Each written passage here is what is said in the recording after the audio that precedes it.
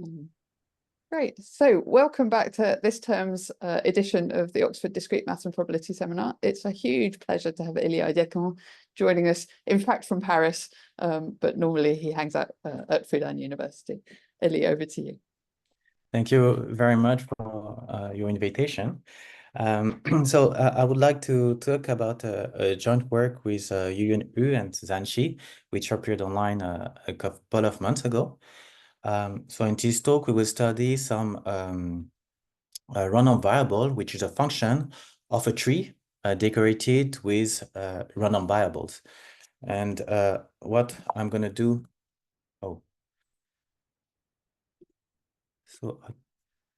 okay. What I'm going to do first is I will present two examples where such a random variable naturally appears. And after that, I will construct a general model, which will be in terms of branching random walk. And I will give the main result of our paper in the fourth part. So let's start first with two examples. Okay, so the first example is the following. So you have it's composed of three components. The first component is a regular tree, which is a regular tree which has m children at each vertex. The second ingredient is some parameter c, which is just a constant here between 0 and 1. And on each vertex of your, or on each edge of your tree, you have some marks, and they are positive numbers, and they are independent and with the same distribution. And so what you want to do is to look at a tree where the edges have some random length. So what is the length of the edge E? You say that at generation K, the length of an edge is given by C power K times the mark of the edge. So the C power K, we will call it a discount rate. So for example, so the length of the rooted edge is just its mark. Then at generation 1, you have, so the length is given by C times the mark of the edge, and then generation 2, it's C square, and so on. So at each generation, you multiply by C to have the length of the edge. Okay, so like that, you have a tree with a random length. So the genealogy of the tree is just a regular tree, but it's a metric space, and the length of the edges are now random. And you want to know whether the height of the tree on your right is the height of the tree finite. So on average, because C is smaller than 1, on average, the length of the edges are getting smaller and smaller as you go down in the tree. But because you have a lot of edges, you have an exponential number of edges at generation K, it's still possible that you have some exceptional paths, and that the height of the tree will be infinite. So that's the question you are interested in. You can also see this model as a model for the fortune of some player. So if you think of the path in a tree as some strategy, and you think of eta E as some gain, and you take into account the inflation, so the C power K here, it just means that you prefer to have some gain sooner than later. Then the sum of the total length of the path will be the fortune of some strategy. And so the question in this setting will be, what is the best strategy that you can get among all strategies? Okay, so thinking about height of the tree, we can actually solve quite easily this question. If you assume that the tilde distribution of your mark eta is, let's say, regularly varying with some exponent theta, then you have this phase transition when the number of children m is smaller than c power theta, then the height of the tree is finite, almost surely. And if it's bigger, then the height is infinite, almost surely. So how do you prove that? The proof is just one line. You look at the expected number of edges at generation k, whose length is greater than some constant x. So it just, by definition, it's just m power k, the number of edges at generation k, times the probability that c power k times eta is greater than x. That's just the definition of the model.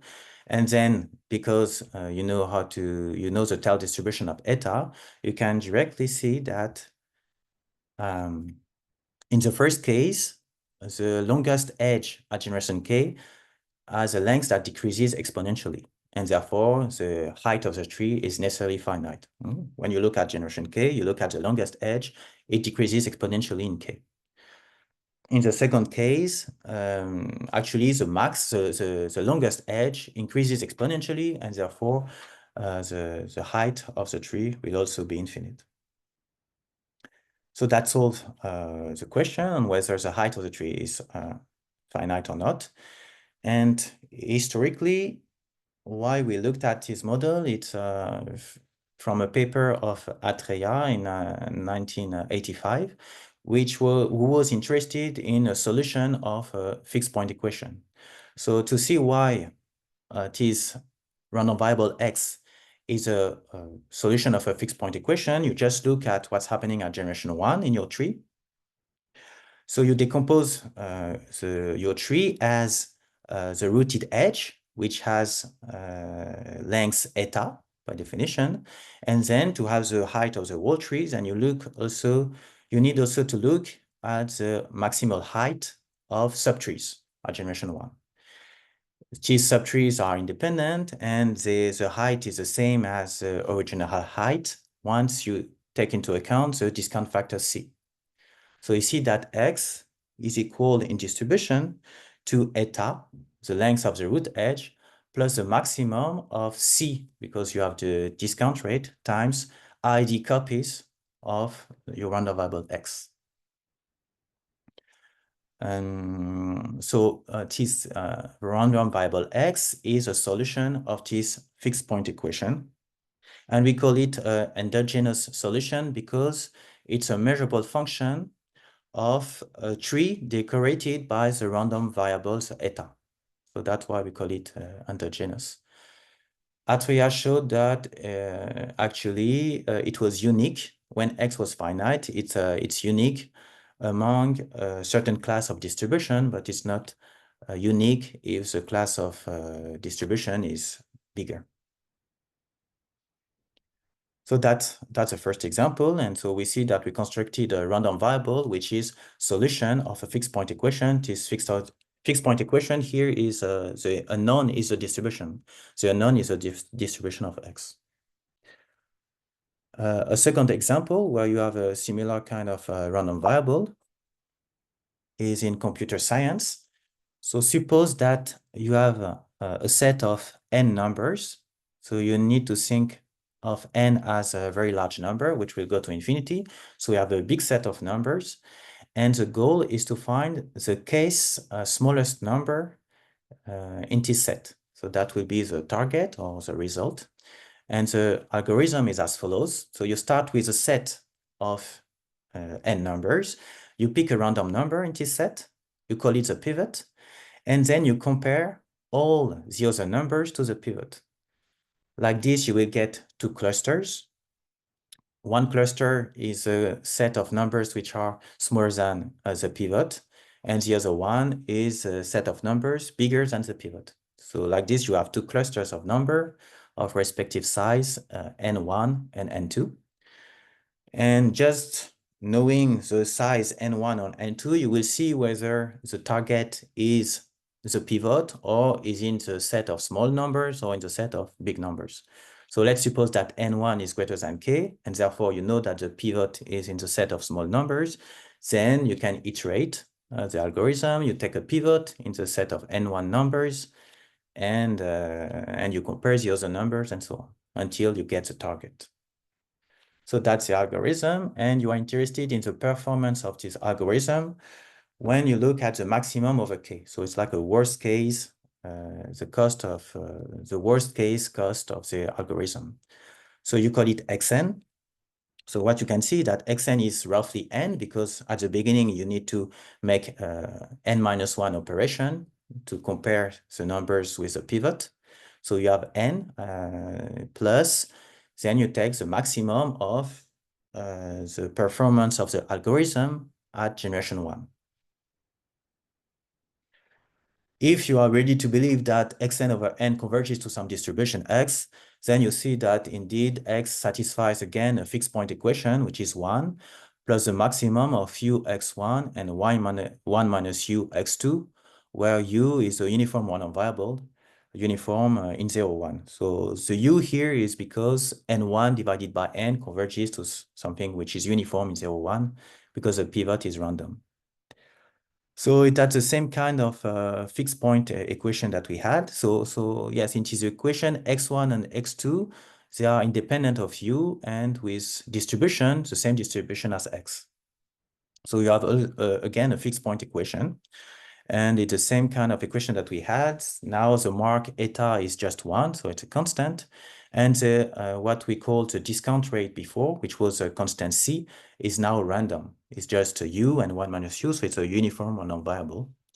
And so in this case, we know that x, the endogenous solution, so here endogenous solution means that it's a measurable function of a binary tree decorated by uniform random variables. That's what we call endogenous solution. And it's known that the endogenous solution is finite and is unique among a certain class of distribution.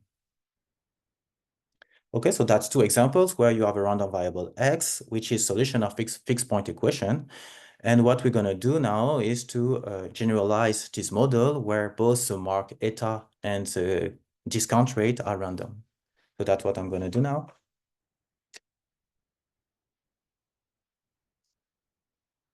I hope it's clear what I'm doing.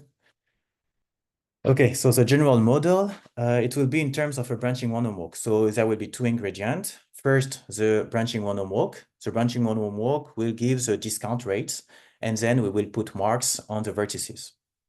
So what is a branching one-on walk? So you can think of a branching one-on walk as a population of particles which branch in discrete time and which evolved on the real line, which move on the real line. So at time 0, you have one particle, which we can call the ancestor of the population, which is located at 0. And at time 1, these particles branches into a random number of children, and these children are scattered on the real line according to some point process mu. So in this picture, you just have 3 children. And then the process goes on in the same way. Each particle at generation 1 will branch, and the children will move according to the same point process, independent copy of the same point process. So the first particles branches, so let's say it has 2 children, and these 2 children are located around according to some independent point process with respect to the position of the parent. And you do the same for each particle, and that gives you the branching one-on walk at generation 2. And you do the same at each generation. What you end up with is a branching one-on walk. We will suppose that the expected number of children is strictly greater than 1, so that your branching one-on walk has a positive probability to be infinite. So you don't want it to die out. You want to have a positive probability of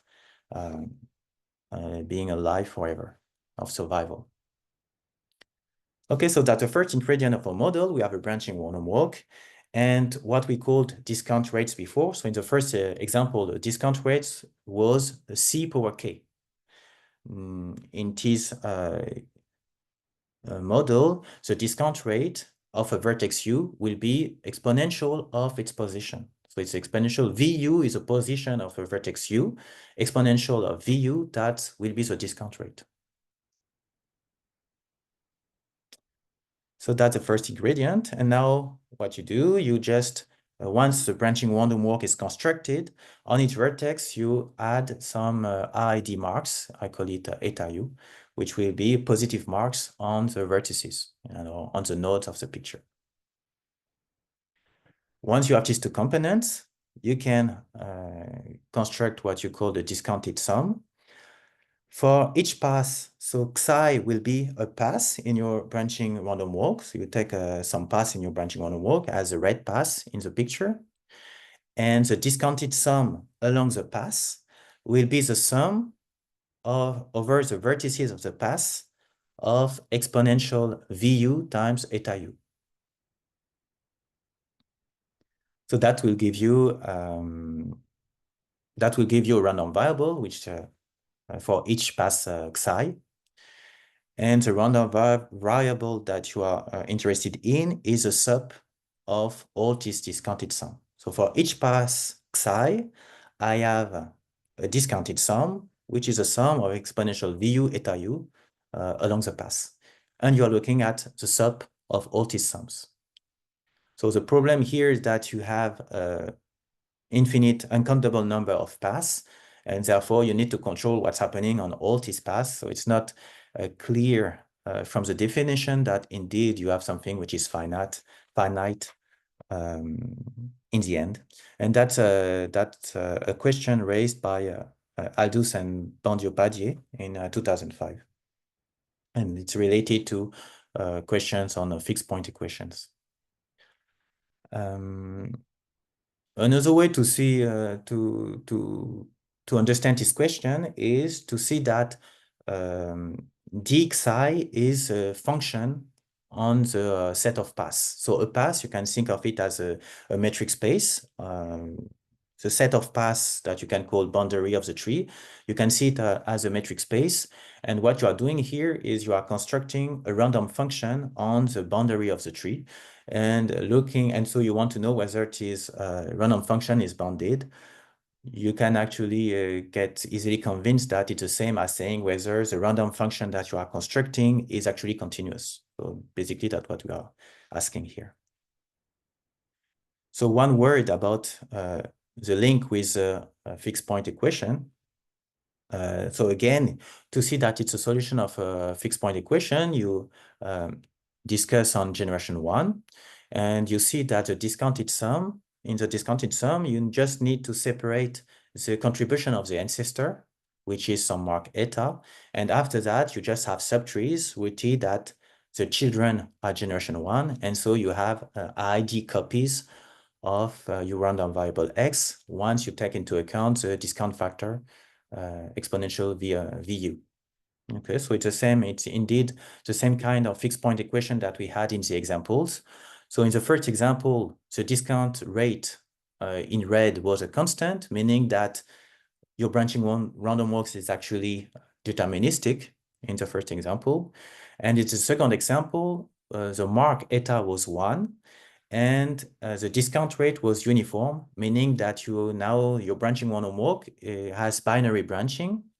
Each child has 2 children, and the step displacement is the negative of exponential random variable.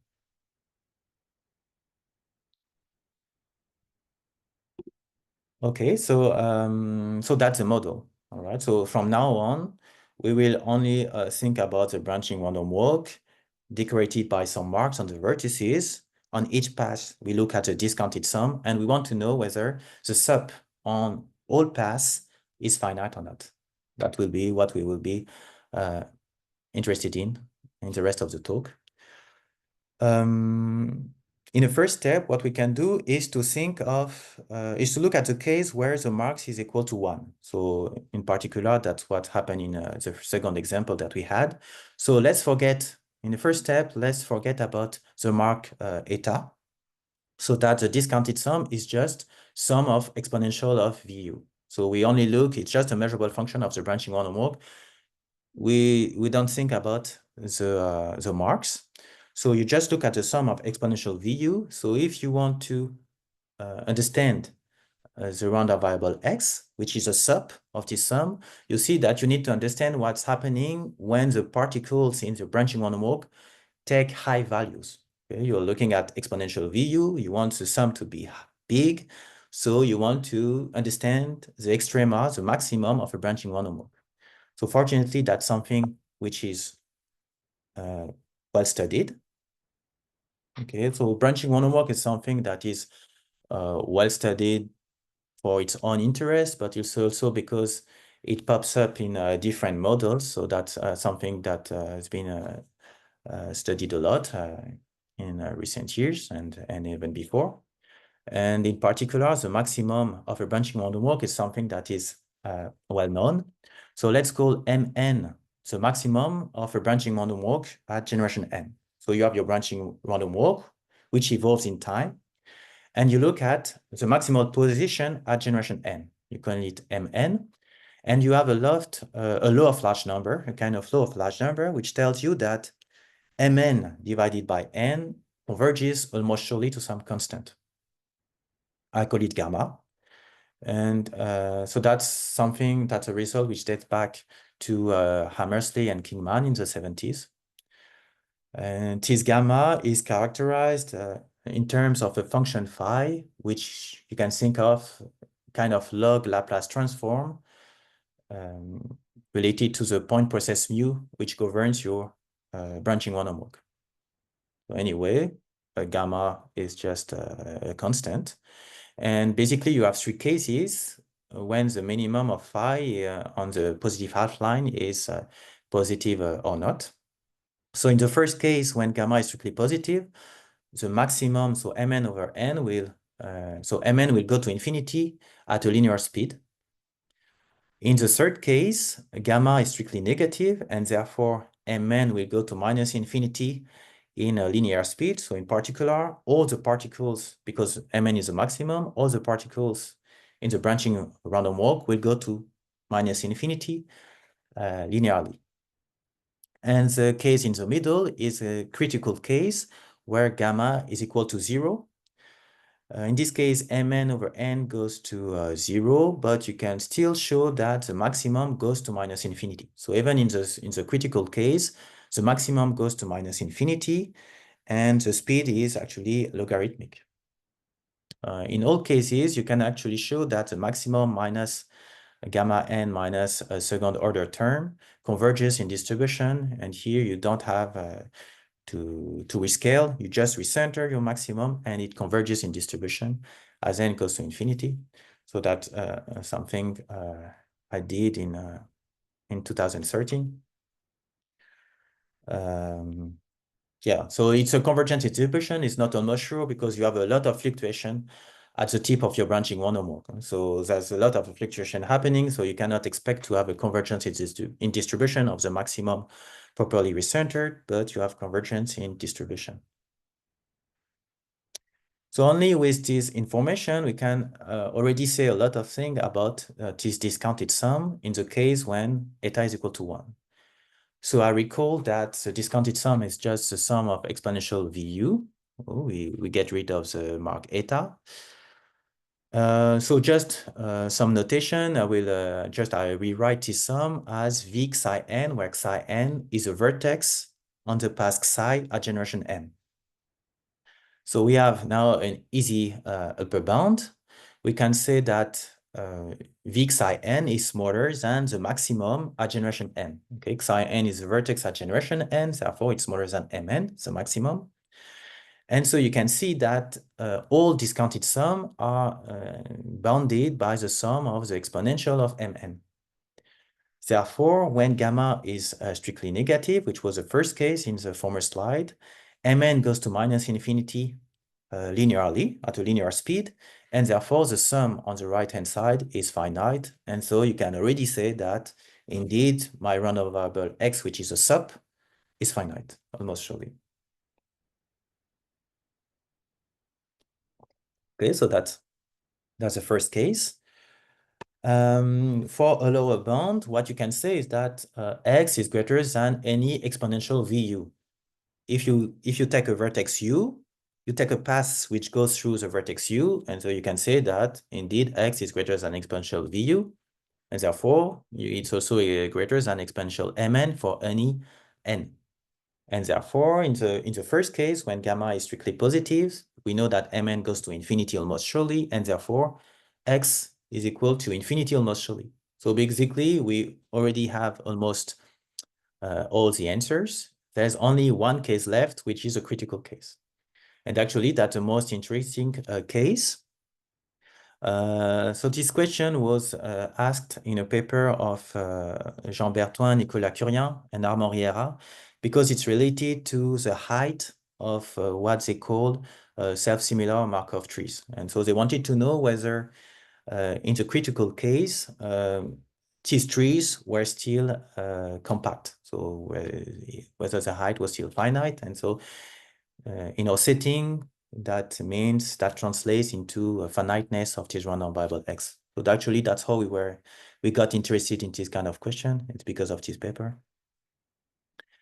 Okay, so let's see what we can do when gamma is equal to 0. So what we said is that in this critical case, the minimum mn still goes to minus infinity, but at a logarithmic speed.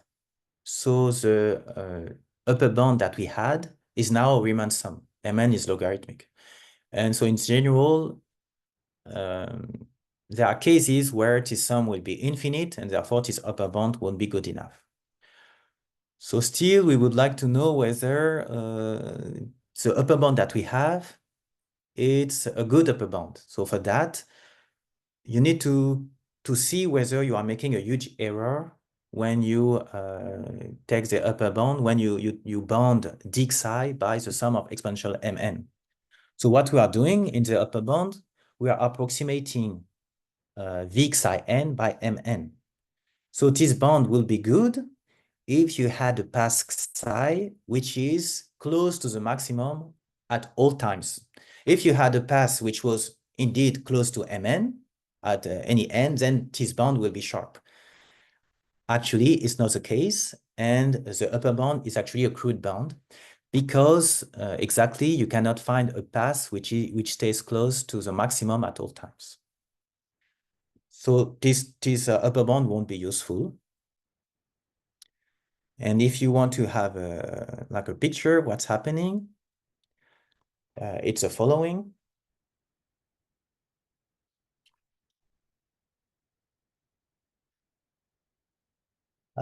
So let's take a particle at generation n, which realizes the maximum. So we are in the critical case. We know that the maximum goes to minus infinity, and that the maximum is roughly a constant times log n. If you take such a particle at time n, and you look at the past of this particle, so you look at the trajectory of all the vertices that are ancestors of this particle, you can show that most of the time, the trajectory will be a distance of order root n from the origin. And so it won't, when you are approximating the trajectory by log n, you are making a huge error. So you remember that the discounted sum is the sum of the exponential of the position. So you see that exponential of minus root n is very negligible. So most of the time, you can just omit what's happening in the middle of your trajectory. So when you look at the sum of exponential vu, at least on the part between time 0 and n, you'll see that it only depends on what's happening at the beginning. You can forget about the middle, and maybe it also depends on what's happening in the end. But still, you feel that the random variable x, even if you take the sub, that should be finite. And indeed, it is the case that it will be finite even in the critical case. If you want to make this intuition rigorous, what you need to do is you need to control. So you know that most of the time, you're not at log n. But from time to time, you will be at log n. So you need to control how often you go back to levels of order log n. That's not something that was studied from what I know in the literature, and it doesn't look straightforward to do it because you need to control it for all paths and you have a lot of paths, so it doesn't sound very easy to do. So we had to come up with a different idea, and that's what I'm going to discuss now and in the general case.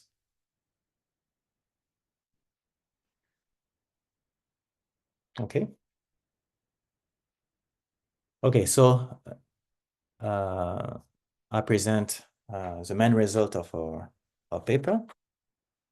So you remember that for the branching random walk, you had 3 cases, whether the maximum goes to plus infinity or minus infinity, or in the critical case. The first case, when the maximum goes to infinity, you can get rid of it because it's easy to see that the sub will be infinite, even in the general case. So here, you have your branching random walk and you also have marks on the vertices, but still, the first case is not interesting. The sub will be infinite. So you will only look at the last 2 cases where the maximum goes to minus infinity. We look at these cases and we'll define some parameter t star, which is a root of the function phi. In other words, t star is such that the expectation of the sum of the exponential of t star times the position at generation 1 is equal to 1. So that's the definition of t star. And we suppose something on the tail distribution of eta. So basically, we suppose that it's regularly varying with exponent theta. When eta is a constant, so in the case eta is equal to 1, that's the case when theta is equal to infinity. And our result is the following. If t star is smaller than theta, then x will be finite almost surely. So that includes the case when the marks are constant. And if t star is greater than theta, then the sub is infinite almost surely. That's a result of our paper. The interesting part in this result is the first part. So the second part is quite easy, and actually I will show you the proof in the next slide.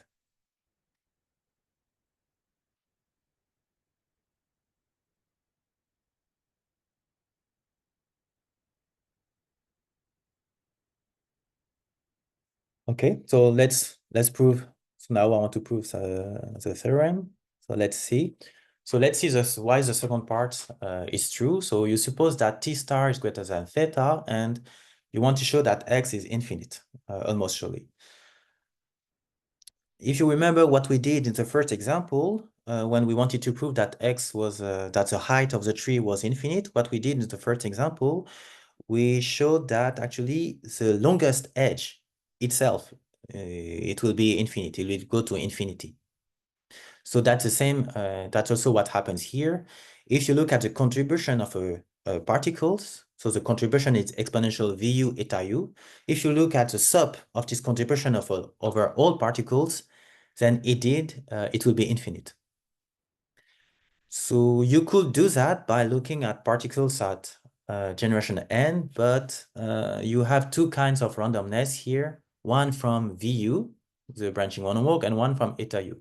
And you want to get rid of randomness, the randomness of the branching random walk. So it will be easier, instead of looking at particles at generation n, to look at particles which are located around some constant minus k. So like this, you just get rid of one source of randomness and you just have the randomness of the marks, eta. So what we do is we fix a constant k, and as in the picture, you look at your branching random walk and you stop the particles of your branching random walk the first time it goes below a level minus k.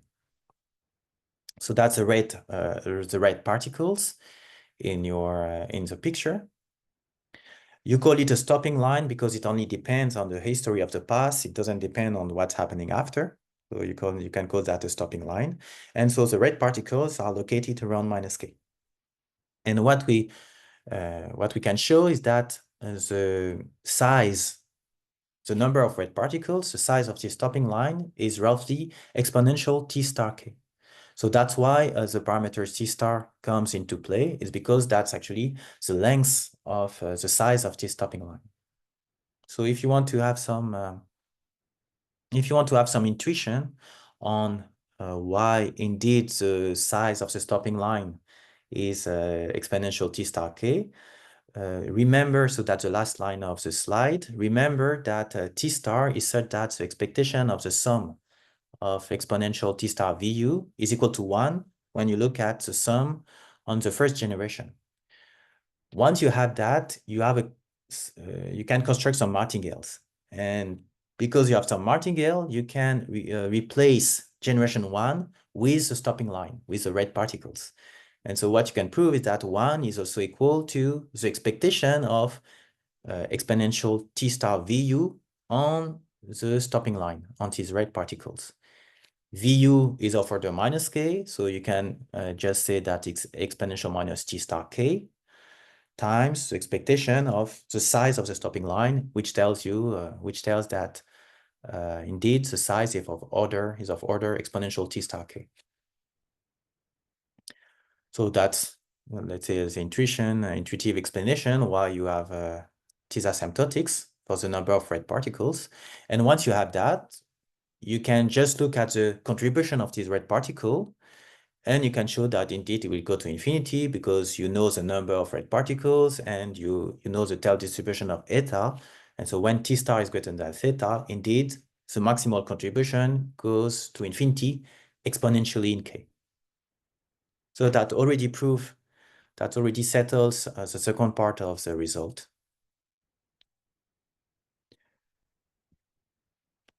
And now we want to prove the other part.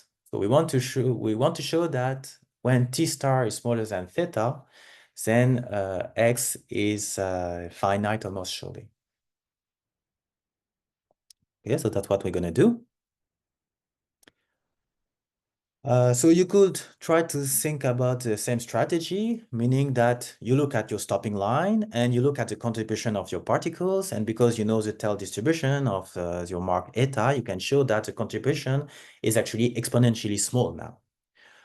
The problem is when you look at a pass in your branching random walk, you will omit a lot of particles, until a lot of vertices on the pass.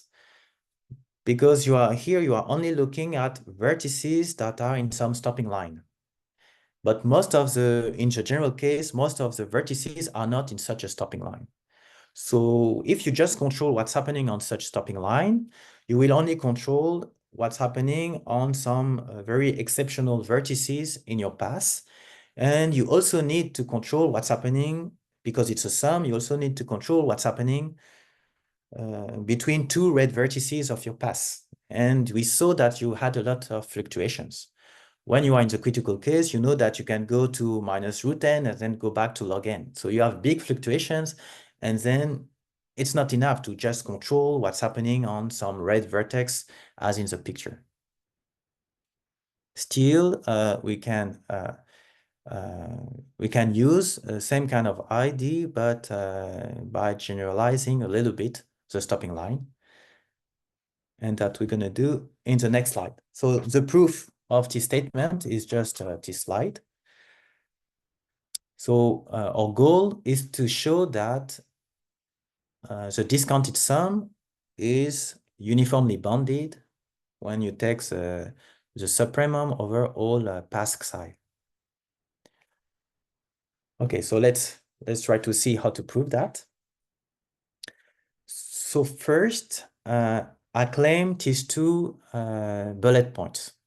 The first bullet point is that the number of particles which are located around minus k is still of size exponential T star k. So remember that when you were looking at the stopping line, which was the first time you go below minus k, that's the size is exponential T star k. What I claim here is that instead of looking only at the stopping line, if you also look at the whole set of particles in your branching random walk that are at position minus k, it doesn't change much in the exponential scale. So that's the first bullet point. The set of particles at minus k is still of size exponential t star k. The second bullet tells you that when you look at a path in your branch you want to walk, a path psi, and you look at what I can call local time at minus k. So you look at the local time at minus k along the path psi, so meaning that you count the number of vertices on your path that are located around minus k. I claim that it grows at most polynomially and uniformly in psi. Actually, at the end of the slide, we will see that it's smaller than k cubed when k is large enough. Okay, so first, let's suppose that we have these 2 points, and let's see why it already implies that the discounted sum are uniformly bounded. So I recall that the discounted sum along the path psi is a sum of exponential vu times eta u. What we do first is we discuss on the value of vu. So we say that vu is around minus k, and you sum over all possible k. And then you are left with the red term, which is a sum of the marks over the particles, which are located around minus k.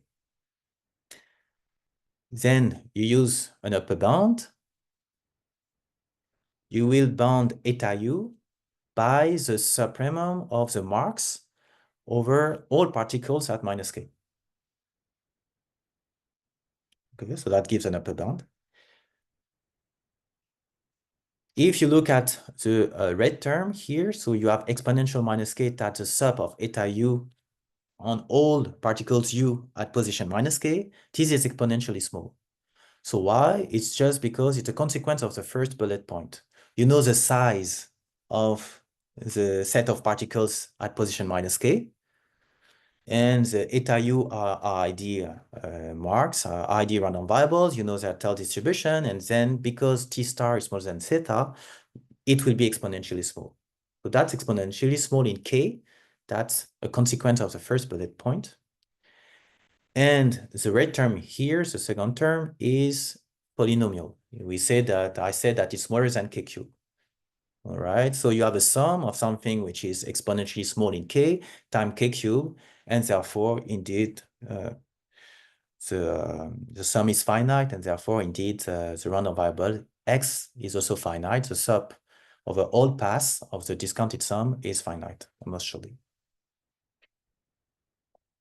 Okay, so that's a proof. So now what you need to do is just to prove these 2 bullet points. And to prove these 2 bullet points, that's the last 2 lines of the slide, you use again a stopping line. So before our stopping line, we were stopping particles when they were going below, the first time they were going below level minus k. Now you do something a little more general. You will stop particles when the local time at level minus k exceeds some integer L. So you fix L, and then you stop a particle when the local time at minus k is equal to L. Okay, so that's what we do. And so now you have a stopping line. For each L, you have a stopping line. You want to compute the size of such a stopping line for each L. So I look at the expectation of such a stopping line. And because of this martingale argument that I talked about before, you have this term exponential t star k. So that's because of this martingale argument. But now you have a second term.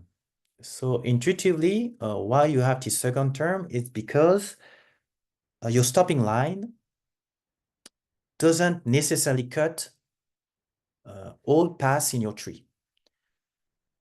In the case before, when L is equal to 1, we know that the maximum goes to minus infinity. You know that every particles in your branching one or more goes to minus infinity.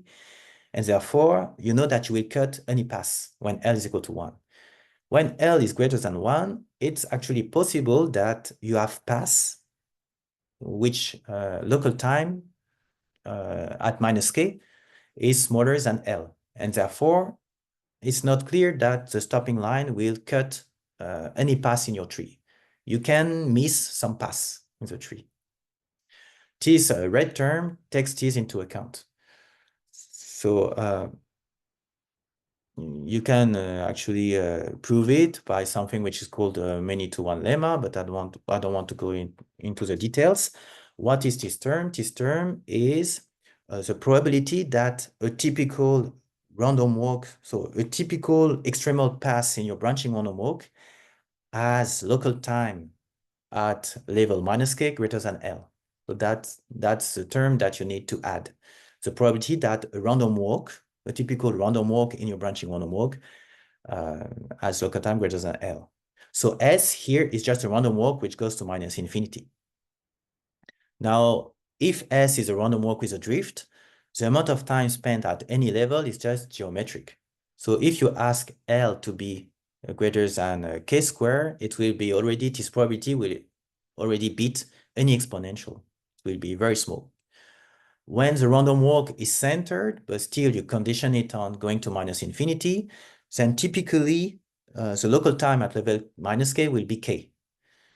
If you want the local time at minus k to be k squared for a centered random walk, it will have an exponential cost. So now if you take a local time of order k cube, you are sure that you will beat any exponential in k. So therefore, when L is equal to k cube, you can prove that the expected size of a stopping line goes to 0 exponentially fast in k. And so that proves that when you take L equals to k cube, it proves that the stopping line is actually empty. So it means that if you take L, which is equal to k cube, you didn't cut any path actually in your tree. The stopping line is empty. And that already proves the second bullet. The second bullet point tells you that the local time at minus k is smaller than k cube for any path. That's true because of this, because the stopping line, if you want to stop a path when the local time is greater than k cube, actually it's empty. You don't stop anybody. And the first, it also proves the first bullet point, because if you take a particles at level minus k, then it has to be in some stopping line for some L, which is between 1 and k cube. Each stopping line has size smaller than exponential t star k. So you multiply by k cube if you want, and it doesn't change anything in the exponential scale. Okay, so that proves the theorem. We see that what was important here, it was to have information on the local time of your branching random walk along a path. When you have a path psi and you look at the local times at level minus k, it was important to know that actually it was smaller than k cube. We can actually say something more on this local time. We can actually show that, so here I just look at a critical case. We can actually show that you can find paths whose local time, well, if you look at the sub of the local time at level minus k, the sub over all paths, it will be roughly k squared times some constant. So that's a result that we proved. And so basically it says that if you look at the lim sup of the local time at minus k divided by k squared, so it's a function of a path psi, and you look at the sup of all psi, then it's a constant. What we don't know is what's happening if you look at lim inf instead of lim sup. So if you look at lim inf of the local time divided by k squared, we still believe that it will converge to a constant if you look at the supremum. that it will be indeed a constant, which is positive, but we don't expect that we expect the constant to be strictly smaller than C star. So actually it's quite a different problem if you look at lim_inf, because then you need to look at paths which are whose local time is consistently big. And so it's much harder than being big from time to time. So that's something that we don't know. And I want to finish with some open questions. So I want to say anything about the proof. So I want to finish with some open questions. So I think it will be interesting to know information of some rays where the local time is. So here I'm talking about the critical case when the local time behaves as some constant time k squared.